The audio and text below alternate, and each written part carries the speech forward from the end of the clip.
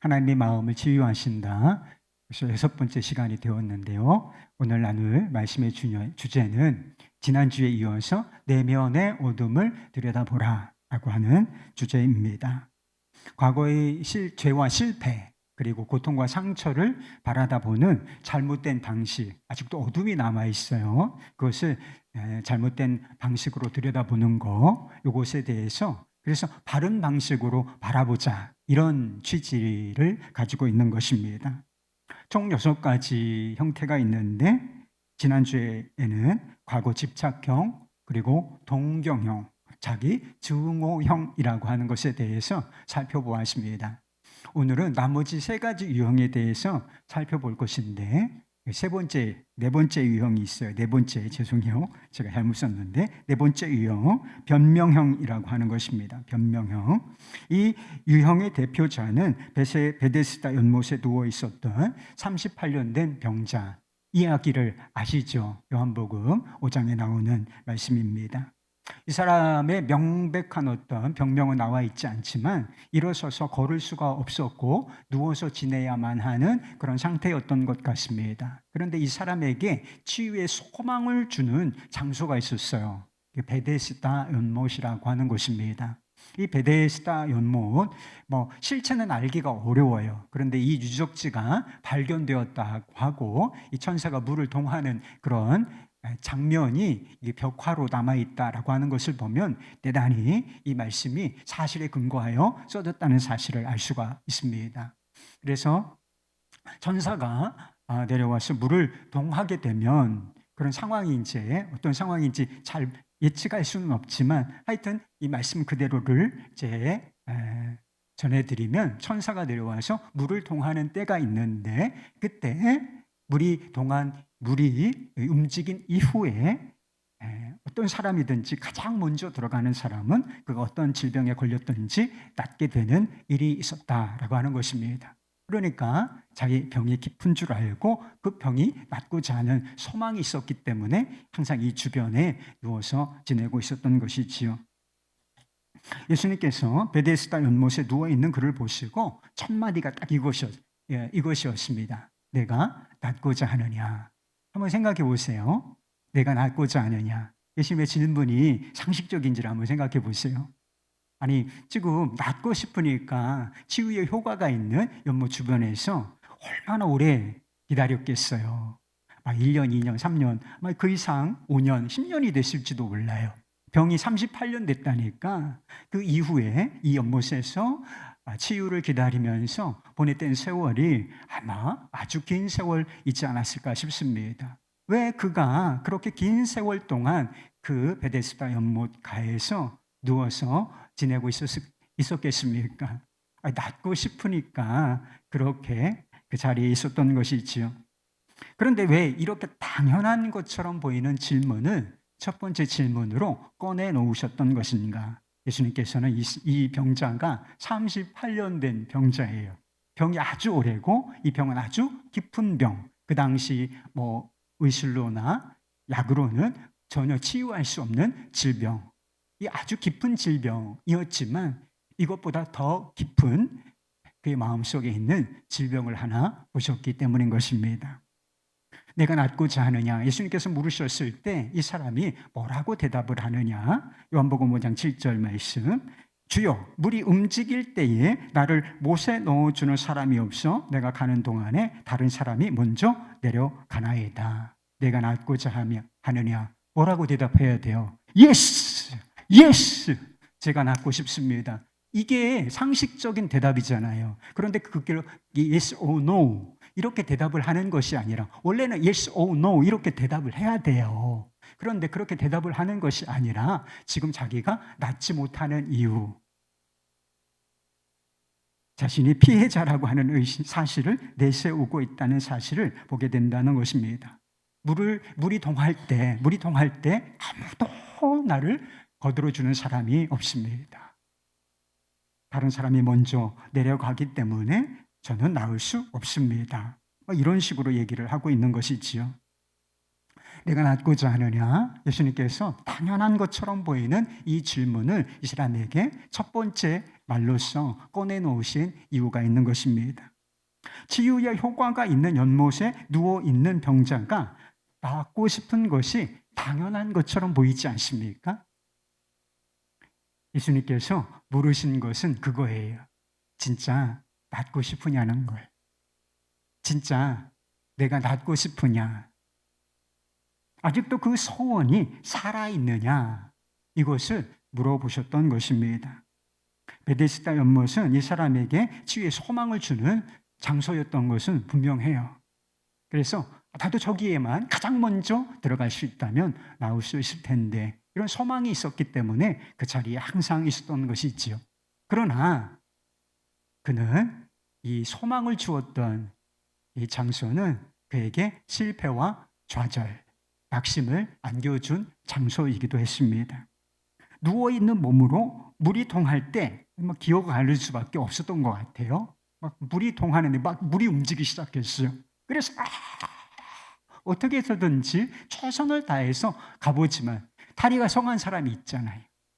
움직이는데 걷는데 장애가 없는 사람, 그 사람들이 먼저 내려가서, 그리고 가장 가까이 있는 사람이 먼저 내려가서 고침을 보는 장면을 그냥 물끄러미 멀리서 바라보아야만 하는 그런 일이, 실패와 좌절이 반복되었다는 것입니다. 한 번 반복되고 두 번, 세 번, 네 번, 다섯 번, 여섯 번, 아마 그 이상 자주 그런 일이 수십 번, 수백 번 있었는지도 모르겠습니다. 그러니까 이 치유의 역사가 일어나는 이 연못 주변에 일어나 있으면서도 이제 마음에 실패와 좌절, 이것이 고착화되어 있었던 것입니다. 나는 나을 수 없어. 나는 항상 그래왔어. 이렇게 체념하고 여전히 그 치유의 연못에 남아있는 아이러니, 이 두 개가 겹쳐 있었던 것입니다. 예수님께서는 포기와 좌절, 그리고 변명이라는 그의 마음에 있었던 질병을 보셨던 것입니다. 그래서 자극을 하기를 원하셨던 걸. 정말 낫고 싶으냐? 치유에 대한 소망, 그것이 내게 살아있느냐? 라고 하는 도전을 주시기 위해서 이것을 질문하셨던 것입니다. 수잔이라고 하는 이름을 가진 자매가 있었대요. 몸이 약한 사람이 있잖아요. 저희 어머니가 저를 보시면서 항상 이렇게 안타깝게 생각하셨던 것이, 이렇게 충분히 영양 공급을 잘 못해줘서 우리 아들이 약하다, 이렇게 생각하셨어요. 그래서 저만 보면 항상 뭐라고 하셨느냐면, 밥 먹어라, 더 먹어라. 밥 먹었어요, 어머니. 그래도 밥 먹어라, 밥 먹어라. 이게 더 먹으라는 거예요. 더 먹어. 어렸을 때 잘 못 먹이셨으니까 더 먹고 좀 건강해지면 살이 이렇게 뿌옇게 찌는 모습을 보고 싶으셨던 것 같아요. 이제 그런 허약한 사람이, 체질적으로 허약한 사람이 있죠. 그래서 이 수잔이라는 자매가 몸이 약해서 자주 질병에 걸렸다는 것입니다. 그를 걱정하는 가족들이나 주변 사람들이 항상 그녀에게 이런 식으로 말했다는 것입니다. 조심해, 수잔. 무리하면 안 돼. 넌 지금까지 제대로 성한 날이 없었잖아. 그 점을 잊지 말아라.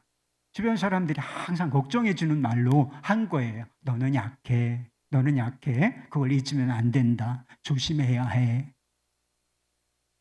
그런데 이런 메시지가 그녀를 더욱 허약하게 만들었다라고 하는 것입니다. 너는 약해. 조심해.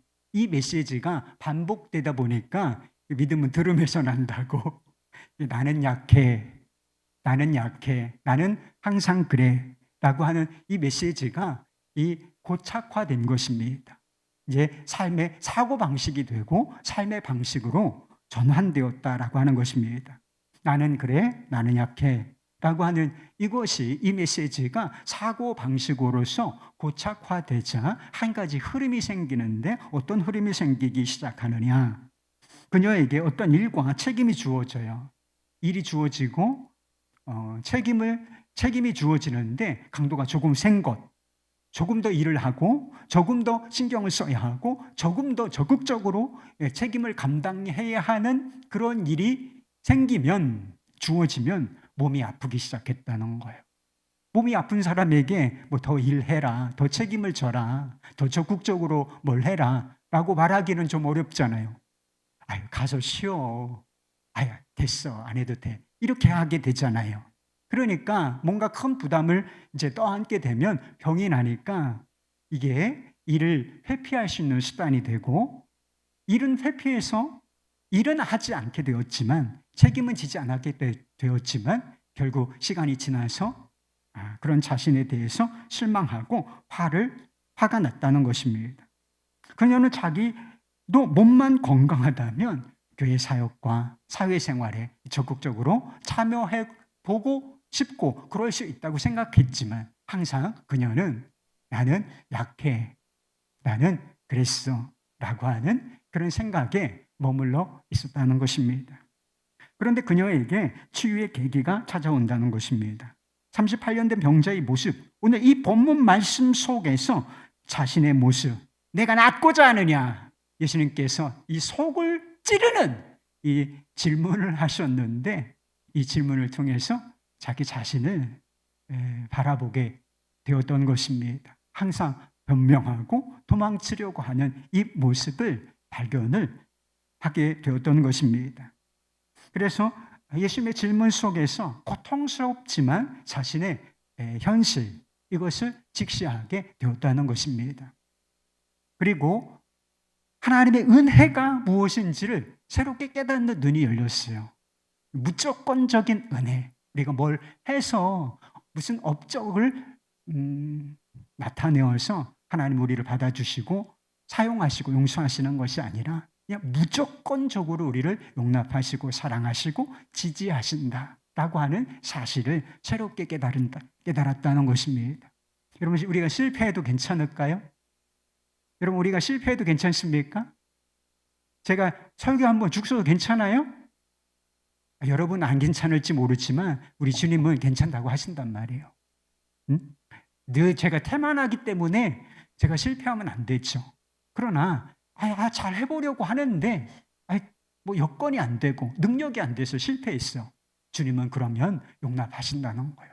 받아주신다. 무슨 조건이, 제가 설교를 잘해서 저를 사랑하시는 게 아니라 무조건적으로 주님은 저를 사랑하시기 때문에 그 실패를 용인하신다. 그리고 그 실패를 다 딛고 일어날 승리자가 되기를 원하시고 그렇게 격려하신다는 거예요. 이 사실을 깨달으니까 여러분도 그래요. 이 사실을 자매가 깨닫고서 그런 말을 했다는 거예요. 실패해도 되는데 그랬어요. 더 이상 핑계 댈 필요가 없는데 말입니다.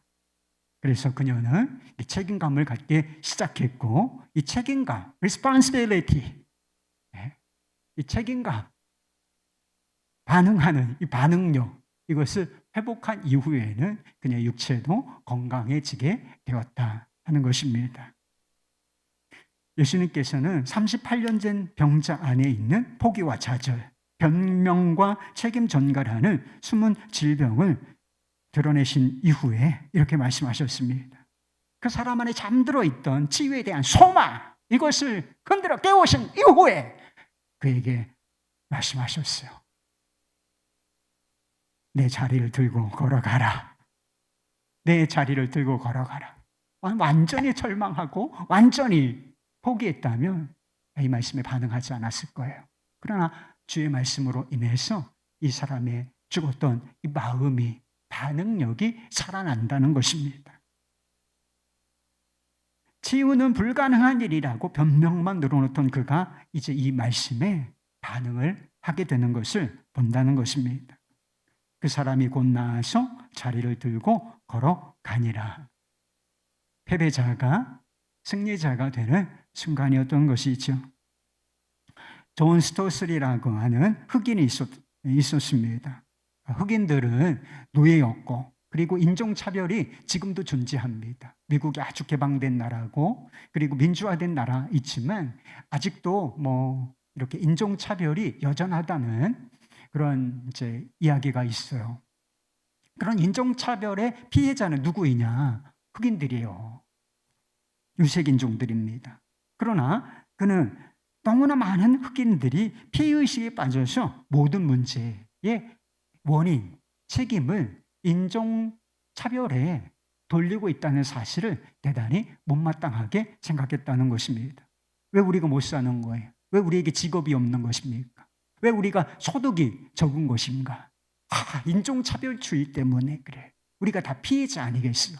막 이런 식으로 무엇을 갖다 대든지 우리는 흑인이고 흑인은 인종차별의 피해를 받았고 우리는 그렇기 때문에 이런 상황에 빠져 있다. 항상 이렇게 인종차별주의의 피해자라는 의식 속에서 책임을 전가하는 모든 문제의 책임을 거기에 돌리는 이런 상황 속에 있었다 하는 것인데 그걸 대단히 못마땅하게 생각했다는 것입니다. 그는 파멸로 치닫던 빈민가를 박차고 나와서 훌륭한 사업가가 되었습니다. 변명과 책임 전가의 싸움을 끝내버리고 자신이 선택한 것에 책임을 지기 시작한 바로 그때가 전환점이 되었다는 것입니다. 어떻게 그런 일이 가능하였느냐? 어떻게 그런 어려운 상황 속에서 자리를 박차고 나와서 당신같이 성공한 사업가가 될 수 있었느냐? 이런 식으로 물어보았을 때 그는 이렇게 대답을 했다는 것입니다. 올바른 신앙은 힘을 가져다 줍니다. 신앙의 힘이었다라고 대답을 했던 것이죠. 내가 낫고자 하느냐? 그리고 내가 낫고자 하느냐? 과거의 고통과 상처 이것에서 여러분 벗어나고 싶습니까? 새로운 삶을 살고 싶습니까? 아주 어려웠어요. 지금도 어려울지 몰라. 그렇지만 이 모든 것을 뒤로 하고 새로운 삶을 살기로 원하십니까? 그게 진짜예요? 내가 낫고자 하느냐? 나는 그래. 그래서 어쩔 수 없어 라고 하는 변명을 멈추고 책임감 있게 반응하시기 바랍니다. 내 자리를 들고 걸어가라 하시는 주의 말씀에 믿음과 순종으로 반응하시기를 바라요. 그것이 바로 치유, 새로운 삶의 시작점이 될 것이라는 것입니다. 다섯 번째는 불순종형이라는 것입니다. 불순종형. 이 불순종형의 대표자는 민수기에 나오는 발람이라는 선지자예요. 이스라엘이 출애굽할 때에 막 거대한 무리, 한 200만 명 되는 사람들, 그리고 거기에는 이제 남자들, 건장한 남자들이 이렇게 있었기 때문에 주변 국가에 그들이 지나가는 통로에 위협이 되는 존재였습니다. 모압 왕 발락이 그들에게 위협을 느낀 나머지 이 발람이라는 선지자에게 사주를 하는 거예요. 저 이스라엘 백성들을 저주하라. 그러나 하나님께서는 발람에게 분명하게 말씀을 하셨어요. 그 백성을 저주하지 말라. 이렇게 말씀하시고 그리고 그 뜻을 전합니다. 그런데 이 발락이라는 사람이 물러서지 않고 사자를 보내서 더 많은 보상을 약속하면서 그에게 이스라엘 백성을 저주하라. 이렇게 또 한 번 사주를 하는 것이었습니다. 발람은 하나님의 뜻을 알고 있었기 때문에 이번에도 발락의 요청을 거절하지만 여지를 남겨둡니다. 민수기 22장 19절 말씀. 그런즉 이제 너희도 이 밤에 여기서 유숙하라. 여호와께서 내게 무슨 말씀을 더 하실는지 알아보리라. 이미 말씀을 하셨단 말이에요. 내 백성을 저주하지 말라. 따라가지 마. 이렇게 말씀을 하셨는데 이 발람은 뭐라고 말하고 있는 거예요? 여기 더 머물러 있어 봐라. 주님께서 그렇게 내게 말씀하셨지만 뜻을 바꾸실지도 몰라. 그걸 한번 더 기다려봐. 이런 식으로 얘기를 했다는 것이지요. 이튿날 그는 모압으로 돌아가는 사자들과 함께 나귀를 타고 길을 떠납니다. 여기서 그 유명한 나귀가 입을 여는 사건이 일어났죠. 하나님께서 자신의 뜻과 다른 길을 가는 이 발람의 길을 막으시고자 칼을 든 사자를 보내신다는 거예요. 그래서 칼을 든 사자가 저기서 나귀를 타고 오는 발람의 길을 이제 막아서고 있는 것이죠. 그래서 나귀는 그걸 봐요. 그런데 이 발람은 이 탐욕에 눈이 어두워져 있었기 때문에 영안이 닫혀 있었어요. 그래서 나귀는 보고 있는 것을 이 발람이라는 선지자는 보지 못하였다는 것입니다. 그래서 하여튼 나귀가 하나님께서 나귀의 입을 여시자 비로소 발람은 칼을 빼든 사자를 보게 됩니다. 그는 사자에게 이렇게 말했다는 거예요. 민수기 22장 34절 말씀. 내가 범죄하였나이다. 범죄하였나이다. 자기 죄를 시인하는 거죠. 당신이 나를 막으려고 길에 서신 줄을 내가 알지 못하였나이다. 당신이 이를 기뻐하지 아니하시면 나는 돌아가겠나이다. 당신이 이를 기뻐하지 아니하시면, 기뻐하지 않는다는 거 알려줬어요? 못 알려줬습니까?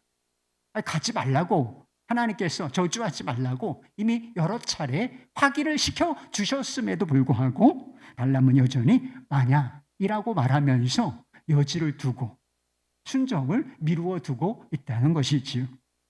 결국 이 이야기가 어떻게 끝나느냐? 저주하지는 않아요. 저주에 성공하지는 못합니다. 하나님께서 갖가지 방법으로 다 막으셨기 때문에 저주에 성공하지는 못하지만 새끼를 찾아냅니다. 교묘하게 새끼를 찾아내는데 발락에게 한 가지 길을 알려줘요. 이스라엘 백성들을 망하게 할 수 있는 길. 그래서 이 모압 여인들로 하여금 그들을 자기 신전에 초대하여 먹고 마시며 음행을 하게 하고, 이게 결국은 어떻게 이어지게 되느냐면 모압 시내에게 우상 숭배를 하게 만드는, 그러니까 성적 타락, 탐식, 탐욕, 그리고 우상 숭배, 이게 막 짬뽕이 되어서 막 엄청난 타락의 죄를 짓게 되었던 것이죠. 진노하신 하나님께서 이스라엘 백성들을 치심으로 목적을 이룬 듯 보였지만 결국 발람 자신도 하나님의 원수들과 함께 칼에 맞아 비참하게 죽게 된다는 것입니다. 안타까운 사실은 발람 같은 크리스찬들이 많다는 거예요. 발람처럼 불순종형, 크리스찬은 주의 말씀에 순종해야 하는 사람들인 것입니다. 순종형 사람이 돼야 마땅한 것이지요. 주님께서 우리를 무조건적으로 구원하셨다고 막 우리 마음대로 살면 됩니까? 무조건적으로 은혜로 사랑으로 구원하셨기 때문에 우리가 그 사랑에 복종해야 되는 거예요. 그 말씀에 순종해야 하는 것인데 안타까운 것은 발람형 크리스천들이 너무나 많다는 것입니다. 하나님의 뜻, 하나님께서 자신의 뜻을 이 성경을 통해서, 그런 이렇게 선포되는 메시지를 통해서 선명하게 보여주심에도 불구하고 갖가지 이유를 또 조건을 대가면서 순종을 미루고 타협하는 사람들이 너무나 많다는 것입니다. 지난주에 과거 집착형에 대해서 살펴보았어요. 이 달팽이가 아주 딱딱한 껍질을 등에 이렇게 뒤집어 쓰고 다니지 않습니까? 그런데 과거라는 것을 고통과 상처, 죄와 죄책감 이런 것을 이 뒤집어 쓰고 다니는 그런 사람들이 있다는 것입니다. 어떤 방식으로요? 과거의 고통과 상처를 잊지 않고, 그리고 잊지 않을 뿐만 아니라 용서하지 않는 방식으로 그렇게 과거 집착형으로 사는 사람들이 있다는 것입니다. 용서하고 사랑하는 것이 하나님의 뜻인 것을 몰라서 그렇겠습니까? 알지만 순종을 하지 않는다는 거예요. 갖가지 이유와 조건을 붙여가면서 하지 않는다는 것입니다.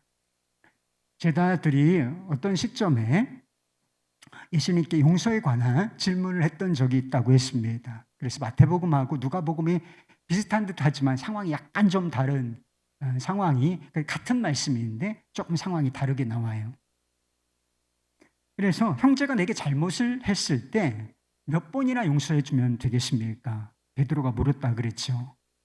하루에 7번이면 되겠습니까?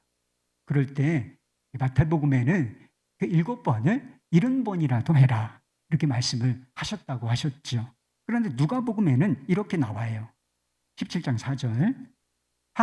만일 하루에 7번이라도 내게 죄를 짓고 7번 내게 돌아와 내가 회개하노라 하거든 너는 용서하라 하시더라.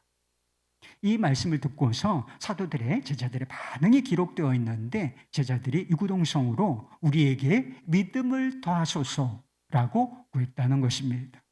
아마 하루에 7번을 잘못하는 일이 있을 수 있을까? 그런 상황이 가정되었는데 그래도 그를 용서하라.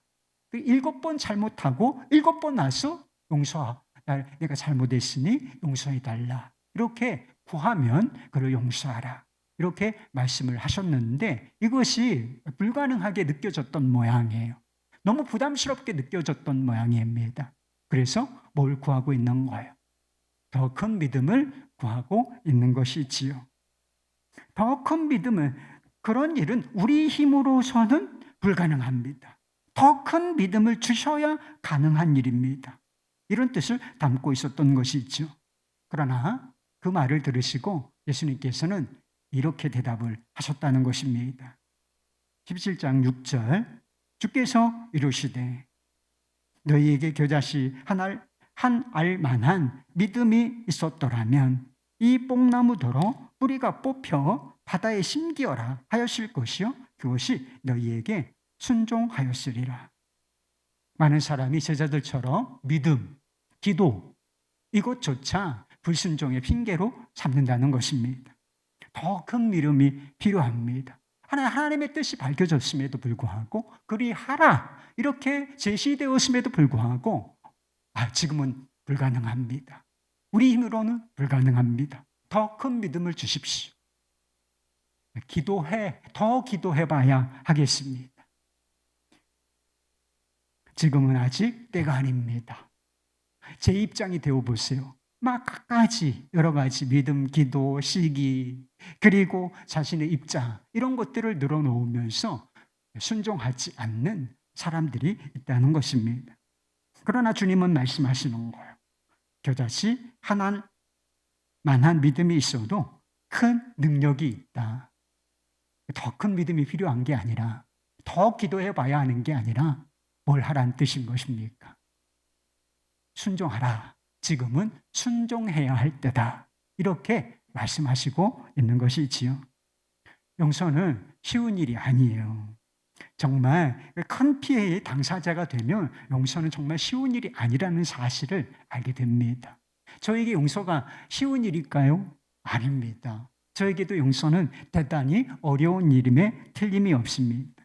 어떤 피해자에게는 용서하라고 하신 하나님의 말씀이 아주 가혹하게 이런 상황에서도 저를 용서해야 하는 것입니까? 이렇게 아주 가혹하게 느껴지는 것이 사실일 수가 있어요. 그러나 주님께서 우리 현실을 모르시겠습니까? 용서가 어려운 일이라는 것을 모르시겠어요? 용서가 너무나 쉬운 일이기 때문에 쉬운 일이니까 해라 이렇게 말씀하시는 거겠냐고요. 그렇지가 않아요. 용서해야 모든 것을 아시지만 어려운 일이라 하는 것도 알고 그것이 가혹하게 느껴질 수도 있다라고 하는 사실을 다 아시지만 그리 용서해라고 하시는 이유가 있는 거죠. 용서해야 그 사건 그리고 그 사람으로부터 비로소 벗어날 수 있기 때문인 것입니다.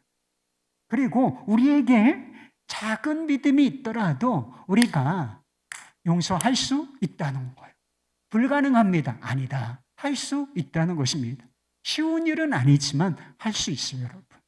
중요한 것은 무엇입니까? 우리 안에 주의 말씀을 진리로서 받아들이는 믿음, 그리고 그 말씀에 순종하고자 하는 결단, 이것이 있느냐, 이게 중요한 거예요, 여러분. 순종하고자 하면 할 수 있다는 것입니다. 불가능하게 느껴지지만 믿음엔 능력이 있어서 반드시 할 수 있다는 거예요. 그리고 털어버리고 새 삶을 살아갈 수 있다 라고 하는 것입니다.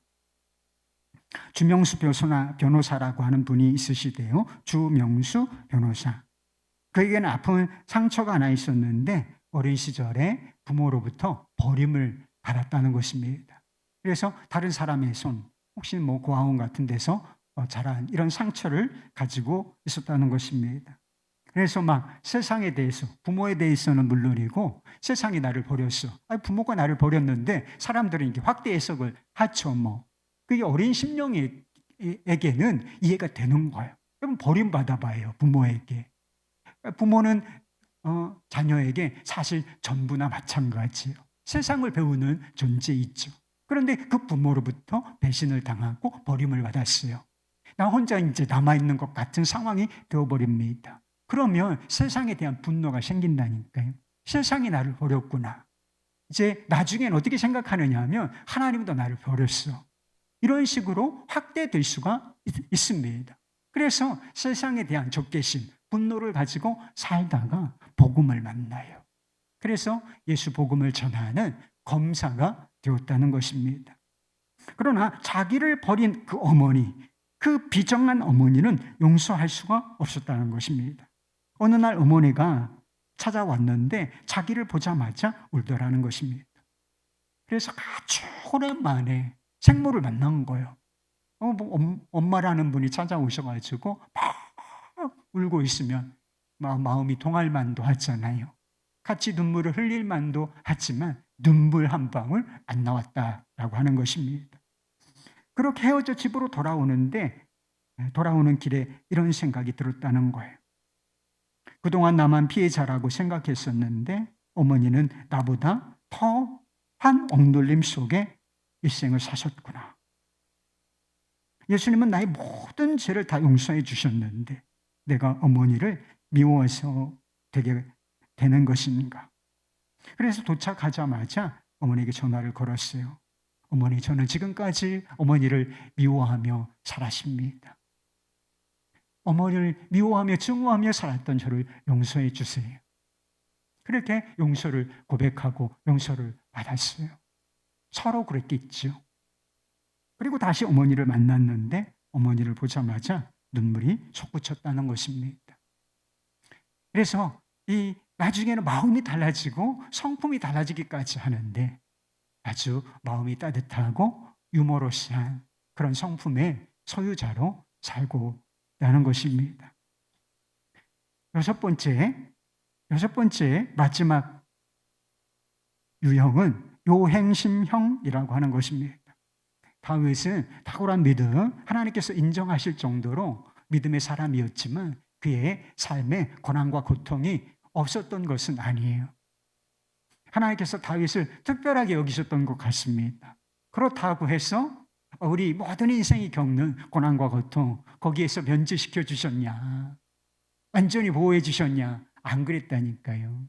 자신의 죄 때문에 고난과 고통을 많이 겪었고 그리고 타인의 죄 때문에도 굉장한 고통, 고난의 세월을 보낸다는 거죠. 대표적인 사람이 있죠. 누구예요? 타인. 다윗을 고통스럽게 했던 타인. 바로 사울이죠. 한 일이라고 하는 것은 왕을 위하여 그리고 이스라엘 하나님의 나라를 위하여 충성한 것밖에는 없어요. 목숨을 걸고 싸운 일밖에는 없어요. 그런데 사람들이 다윗을 귀히 여긴다고 해서 막 그때부터 시기심이 작동해서 막 죽이려고 쫓아다니는 거예요. 여러 번 죽을 뻔했지만 그때마다 하나님께서 살려주시고 하셔서 살았던 것이지 뭐 죽어도 여러 번 죽어 나가는 그런 상황이었던 것입니다.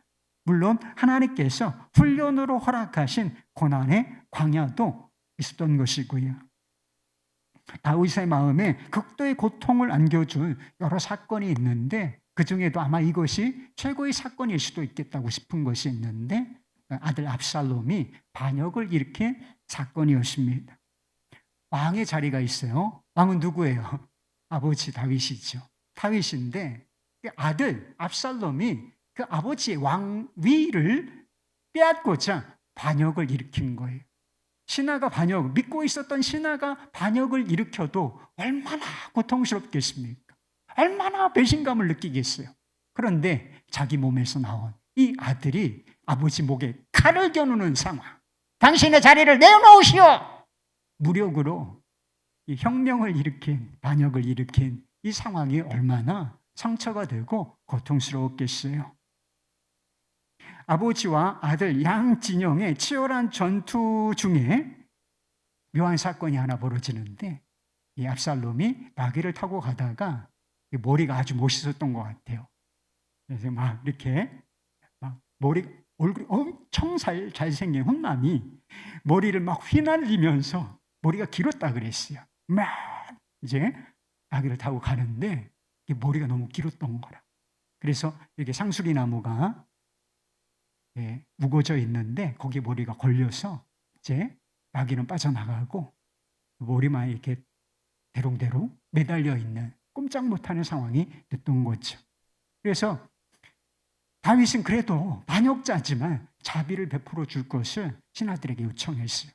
그러나 이 결단력을 가지고 있었던 요압이 이 반역의 씨앗을 남겨두면 안 된다. 그래서 살아있는 그를 창세기를 가지고 와서 그의 심장에 팍 하고 꽂아놨습니다. 그가 이제 죽게 된 거죠. 아들이 죽었다는 소식을 듣고 다윗의 마음이 심히 아파 통곡하며 이렇게 말했다고 기록하고 있어요. 사무엘하 18장 33절 말씀.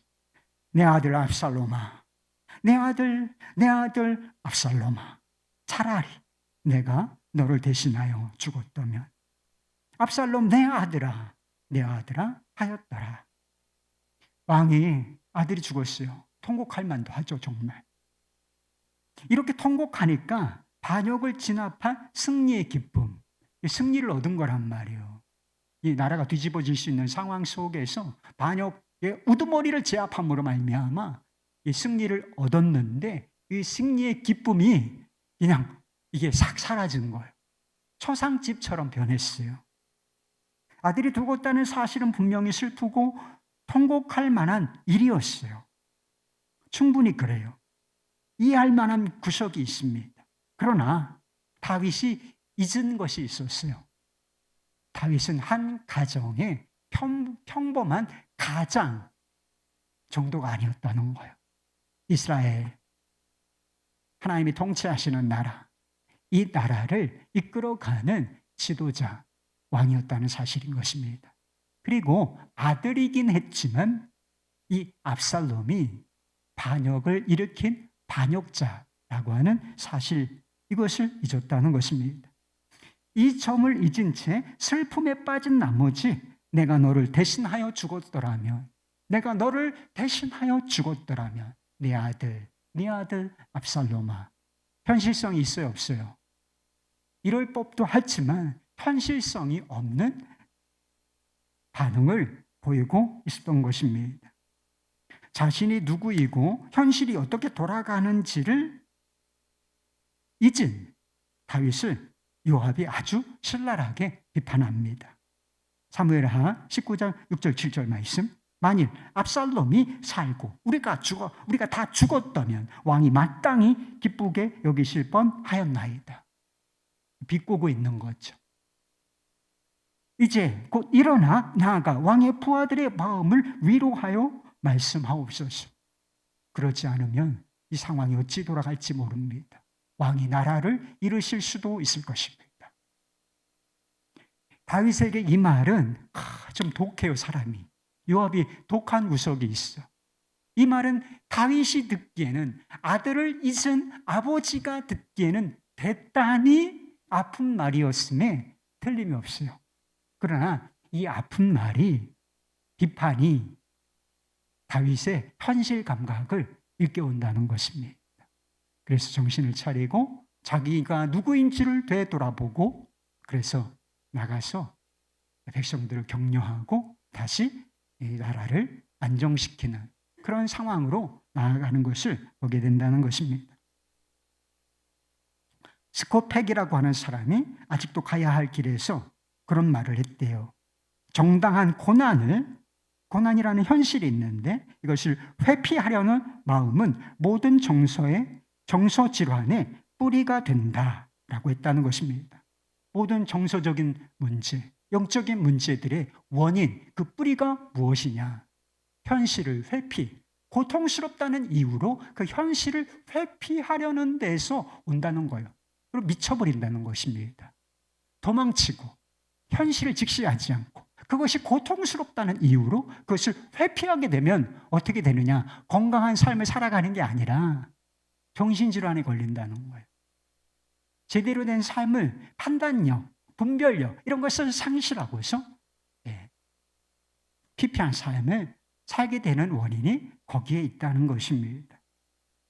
요행에 기대어 현실을 직면하지 못하는 일은 연애와 결혼 관계, 이 사람은 낭만적인 관계라고 썼어요. 낭만적인 관계에서 자주 일어난다는 것입니다. 꿈에서 살고 있는, 현실이 아니에요. 꿈에서 살고 있는 남자와 여자들이 있다는 거예요. 미혼 남자와 여자들. 아, 백마탄 왕자님 언제 나타나시나? 신데렐라는 내 앞에 언제 나타나나? 이렇게 생각하면서 그렇게 운명적인 만남을 기다리는 남자와 여자 있다는 것입니다. 현실성이 없는 기준을 가지고, 현실성이 없어요.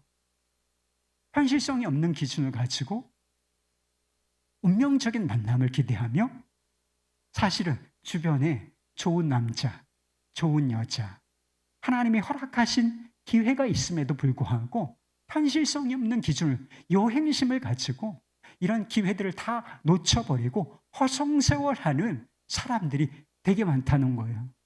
여기도 그런 사람 있어요? 정신 차려요. 성경은 불신자와의 결혼이나 혼전 성관계 이런 것을 금하고 있어요.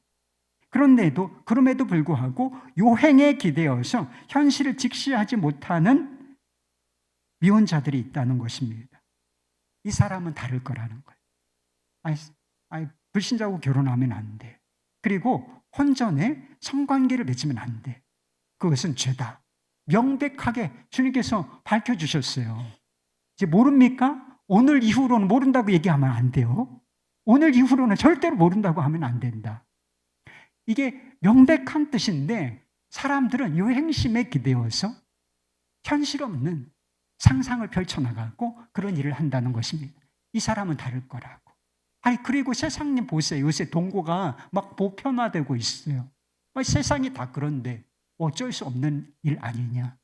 교회에 남자가 없어요. 이게 다 회피의 수단이란 말이에요. 그러다가 불행한 결혼 생활을 하거나 이혼으로 끝나버리는 경우가 많다는 것입니다. 불행을 자초하는 거죠. 기혼자에게 요행심형은 어떻게 나타나는가? 지금 이 사람이 아니고, 지난주에 약간 말씀을 드리긴 했지만, 지금 이 사람이 아니고 그때 그 사람이었을 것이다. 이렇게 생각하면서 이 현실에서의 이 결혼 생활, 이것을 회피하려고 하는 그런 성향을 보인다는 것입니다. 심한 우울증으로 정신병원에 입원한 남자가 있었다는 것입니다. 그 남자는 아주 예쁜 여자랑 결혼하기로 약속을 했어요. 약혼을 했다고 하죠. 그런데 결혼을 불과 3주 남겨놓고서 이 결혼하기로 약속한 이 약혼녀가 다른 남자와 사랑에 빠져서 도망을 친 거예요. 그리고 결국은 그 남자와 결혼했다라고 하는 것입니다. 그래서 내가 그 여자와 결혼을 약속했고 결혼해야 하는데 막 험난한 상황이 된 거죠. 그래서 그 현실을 잘 받아들이지 못하고 견뎌내지 못해서 아주 깊은 우울증이 와서 병원에 입원해서 치료를 받아야 하는 그런 상황이 되고 말았다는 것입니다. 그런데 이 남자보다 더 심한 우울증에 빠져있는 한 남자가 있었다는 거예요. 그래서 인턴이 담당 의사에게 물었다는 거예요. 상황이 좀 비슷하니까. 이 사람은 어쩌다 이렇게 되었습니까? 이 사람도 막판에 약혼녀를 놓친 건가요? 천만에요. 이 사람이 바로 아까 그 남자의 약혼녀와 결혼한 사람입니다. 조크가 아니에요, 여러분. 요행심에 빠져서 현실성도 없고 미래도 전혀 없는 관계에 매달린 결과가 이거라는 거예요. 어느 불행한 아내가 상담사에게 상담을 하러 왔습니다. 한참 얘기를 나눈 후에 여자는 이렇게 말했습니다. 이제 뭐가 잘못되었는지 알겠습니다. 결혼한 지 7년이 다 되어가지만 한 번도 제대로 짐을 풀어본 적이 없었던 것 같습니다. 짐을 풀어본 적이 없다. 그래서 이 사람이 이사를 자주 다녔구나. 짐을 다 풀기 어려울 정도로, 풀지 못할 정도로 막 자주 이사를 다니는 사람도 사실은 있잖아요. 그런 상황을 말하는 것인가 라고 생각을 했대요. 그런데 여자는 다른 이야기를 했습니다. 그런 말이 아닙니다. 내 감정의 짐, 영적인 짐을 한 번도 제대로 푼 적이 없다는 뜻이에요.